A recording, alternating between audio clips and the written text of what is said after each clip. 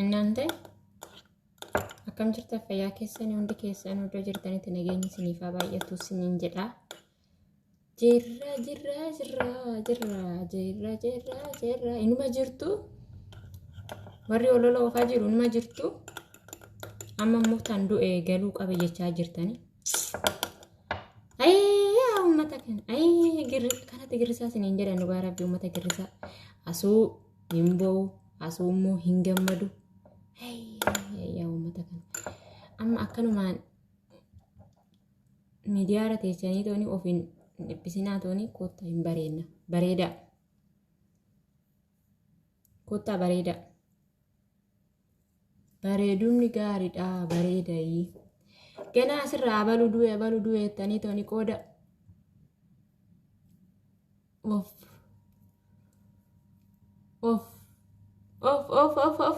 inkitan kottaa bareedayi bareedumni gaariidha. Jirra kottaa bareeda dhugaa amma tiktok irraa abaluu du'e jettanii asummoo amma kalee hoggaan hirriba ka'u jechuudha. Abaluu du'e jedhanii suura isaa gal maxxansanii tooni iyyaa jiru. Kiyaari intini itti tolee miti hoggaa zeenaan jedhu isuma badhaan asirraa gadi innaa kanaaf han du'e hin galuu baguma jiraate wama rakkoon qabu waan jiraachisaa barbaanna waan ta'eef baga jiraate kanaaf hin ijjinaa toonii asirraa jechuudha. Kottaa toonii bareedaa dhugaa isiniin jedhamu. Kottaa asitti akkanatti kinoo dibattanii ofii keessaniif si fayyadaa jechuudha. Kottaa hin ijjinaa toonii.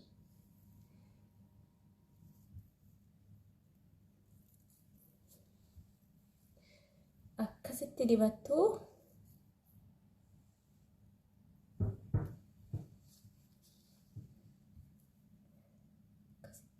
kanatti dibadhaa kottaa toonii baay'ee na qabate. Kanaaf isiniin jedhaa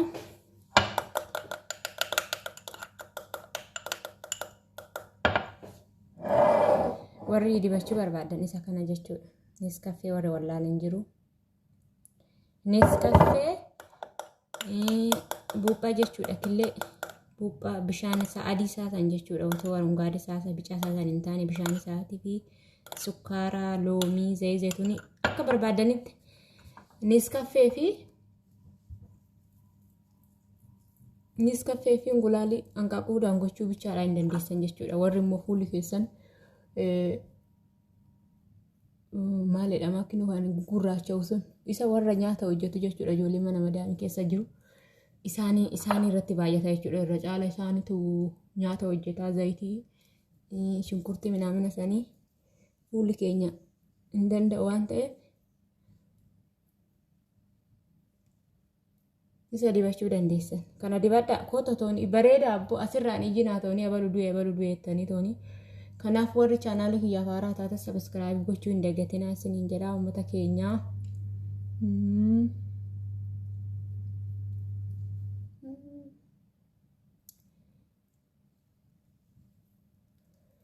Ganama yoo dibattan jechuudha. Torbanitti gizee 3 yoo dibattan torbii 2 keessatti liwixii isaa agartanii jechuudha. Kanaaf fuula kiyyaarra buguriin hin jiru takkaayyuu jechuun ani garuu yaaduma fayyadama malee fuula kiyyaarra hin jiru buguriin maaliif ani na fayyadama jechuudha. Madaamti asii fayyadamti ishumarraa laalee argee jechuudha. Duraan iddoo kanafaa hin jira tureeyyuu gurraachi nawoo gurraachaa amma immoo garuu hin jiru jechuudha. Hin jiru badee hin jiru ba oraan hiikarraa faaqa hin jiru jechuudha. Agartanii liwwixiisa jechuudha. Ani garuu argan dibachuu qabee waggaa 2 ture guuteera jechuudha. Nama fayyadama jechuudha. Nyaata garuu mana hojjedha. ganaa hoggaa nyaata osoo hin hojjetin torbii keessatti guyyaa lama dibadha jechuudha. Mana kamiyyuu dhabamu Neskaffeen kun jechuudha. Mana kamiyyuu hin jira. Mana inni dhabame hin jiru Neskaffeen kun jechuudha. Kanaaf intini isaa hojii oltu binnaa dabe isa kana Neskaffee. Namni soolaa hin jiru samaankaa tokko zayitoonii loomii asirra namni alaa manaa dhabe hin jiru jechuudha. Asirra isa itti gootanii akkasitti gootu jechuudha. Suurri keessan baay'ee sunturraa jechuudha. Warri immoo nurraa laxxaxu nurraa yaa kaasuu buburee gurraacha kana nurraa kaasuu jettan sooftii jechuudha. Sooftii itti gootanii sooftii gubbaarran immoo erga sooftii itti gootanii dura jala dibdanii fuula keessan jala erga sooftii itti gootanii booda irraan deebistanii hin dibdanii jechuudha. Sooftii itti gootanii isaan booddee daqiiqaa 15 daqiiqaa 10 booddee innaa goggoge ofuma isaatiif lixxixxee isinirraa ka'a jechuudha. Garuu sooftiin ofii isaatiifuu ayiraniidha. Inni intiniin ta'u inni isinitti qabata sooftiin ofii isaatiifuu intinii biraa feeshina biraa fiduu danda'a waan ta'eef namni tokko ijoolleen garuu sooftii fayyadamu. Ani garuu sooftii fayyadamu. Sooftiin maaliif sooftiin ofii isaatiif qinqintinii qaba. Kun wanta adii xixiqqishu takka hin qaba yoo ana agartan ta'e sooftiin jechuudha. Ofii isaatiifuu namatti gadi maxxanaa jechuudha. Amma fuula innaa dhiqannee toonii sooftiidhaan fuula keenyaa xaawan fuula keenya irratti wanti akka adii tokko hin hafaa jechuudha. Inni ofii isaatiifuu feeshina biraa uumuu danda'a jechuudha. Warri fuulli keessan gogaa ta'ee toonii lallaafaan taane sooftichatti godhachuu dandeessan. Garuu warri fuulli keessan immoo haphii ta'ee waanuma xiqqoo ishiitiin isin hin darmamaa yoo ta'e ittiin godhatina. Kanaaf warroonni chaanaalii kiyya faaraa taata sabiskiraabii godhaa isiniin jedha. Yaaduma hoggaan dibadhu na dabbareetuma asirratti dhufee isinitti haasa'a jedheen. Kanaaf ijoolleen keenya chaanaalii kiyya yoo sabiskiraabiin goone sabiskiraabiin godhaa isiniin jedha.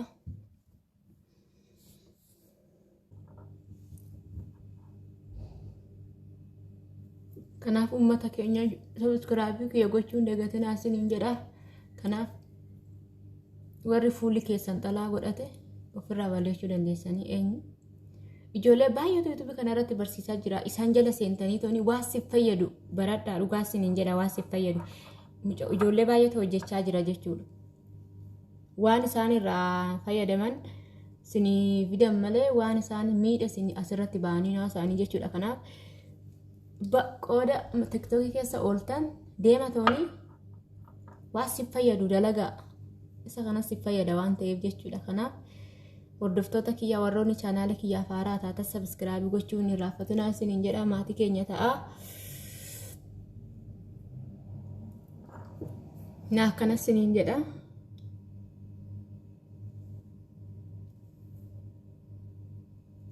Fuula namaa baay'ee tokko gottotaa jechuudha. Akkuma fuula akkuma nama gottotu san intini godaanni isaanii madaa minaamina qabu finnisa minaamina qabu baasa jechuudha. Ilkee isaa hin buqqisa. Ijoolleen tokko guyyaa lama guyyaa sadii keessatti maaf jijjiirama fiduu dida'edha. Nu guyyaa lama guyyaa sadii keessatti jijjiirama fiduu beektaa obsaan obsitanii toonii yoo diddibattanii torbii keessatti si'a lama wayisa sadii akkasiin mijatetti yoo dibattan ji'a lama keessatti baduu danda'a jechuudha indee. Amma fakkeenyaaf namni tokko yoo dhukkubsate hospitaala seenee guyyuma tokko fayyee galaa noo dhawaata fayya malee. Kanaaf isinis immoo guyyuma tokko dibattaniidhaaf hin badu.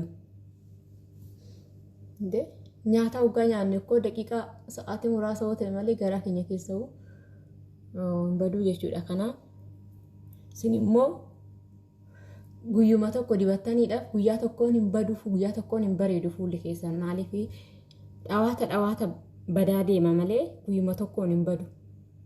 Kanaaf obsaan yoo dibattan baay'ee si fayyada. Ijoollee waa'ee finniisaa waa'ee gugurraacha'uu fuulaa jala deema tooni hordofaa. Ijoollee baay'eetu hojjechaa jira waan ta'eef miidhaa kanatti mucaa sun maqaan ishee tokko na jala badee anuu ishirraan baree waaqayyoon ishee eebbisu.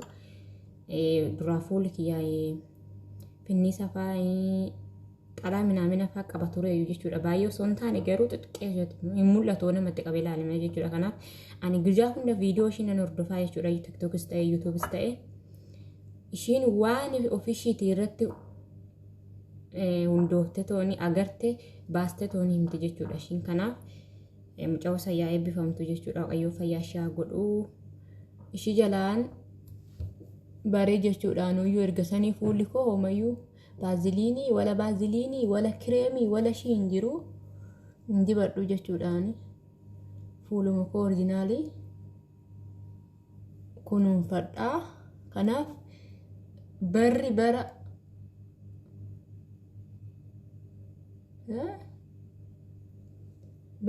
kireema itti dibatanii miti. Waggaa jirtan kana babbareecha gaafa biyya galtan kireema takkitti kuma meeqan bittanii tooniin dibatina. Kanaaf mana TikTokidhaa baatanii waan si fayyadu deema social media kanarra YouTubes ta'e Facebookis ta'e waan ijoollee maxxansitu deema toonii ilaalaa si fayyada. Kanaaf hordoftoota kiyya namoonni chaanaalii kiyyaa haaraa taatan sabskiraabii gochuu hin dagatinaa. Komantiis nu barreessaa isiniin jedha. Ijoolleen immoo kan ammoo hojjettanii toonii irraa fayyadamtanii agartan immoo laayikii fi komantii naa barreessaa. Kanaaf aga viidiyoo biraatti walitti deemuun nagaan na tura.